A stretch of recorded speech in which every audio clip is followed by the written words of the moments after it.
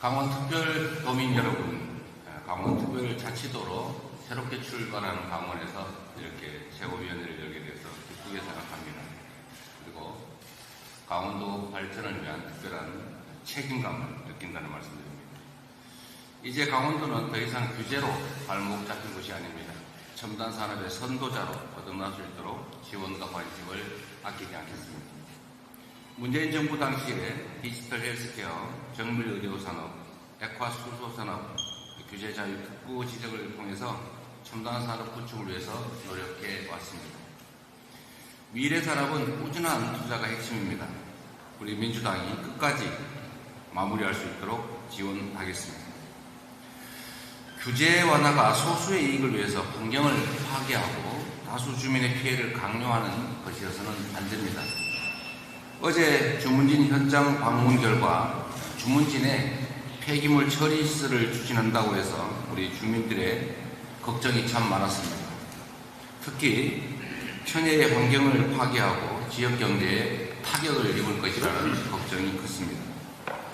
이 폐기물 사업의 적합성 그리고 절차와 과정의 적법성에 대해서 당 차원에서 점검해 가겠다는 말씀을 드립니다.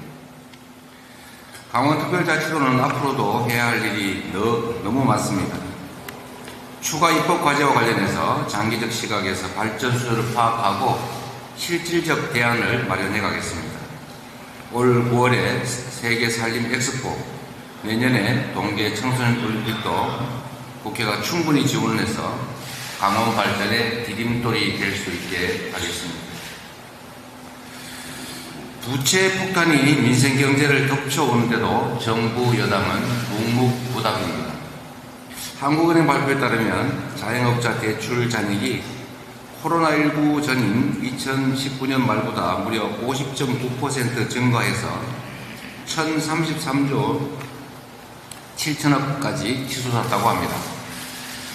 가계 기업의 신규 연체율도 전년 대비 2배 이상 증가했습니다. 특히 지난해 하반기에 늘어난 가계대출 연체액의 62%가 다중채무자, 소득 하위 30% 같은 취약차주들입니다. 청년들의 생활고도 한계 상황에 직면해서 금리 10%라는 파격적인 혜택으로 큰 호응을 얻었던 청년 희망 적금조차도 가입자 4명 중에 1명이 해약을 할 지경입니다. 국가의 적극적 역할 없이는 위기에 처한 국민의 삶을 지킬 수가 없습니다. 살기 위해서 빌린 돈이 삶을 옥죄는 일이 없도록 치솟는 물가와 공공요금 부담에서 서민과 취약계층을 지켜내야 합니다. 벼랑 끝에 삶이 내몰린 국민은 더 이상 기다릴 여유가 없습니다. 정부 여당이 나서지 않는다면 야사당 협의를 통해서 추경을 추진하겠습니다. 국가 대신 국민이 빚을 지는 이 불합리한 상황을 더 이상 방치해서는 안 됩니다. 입시제도 관련해서 참으로 곤란이 많습니다. 입시제도 변경은 3년 후 시행하는 원칙처럼 주요 교육정책을 바꿀 때는 대비할 수 있는 충분한 시간을 주어야 합니다.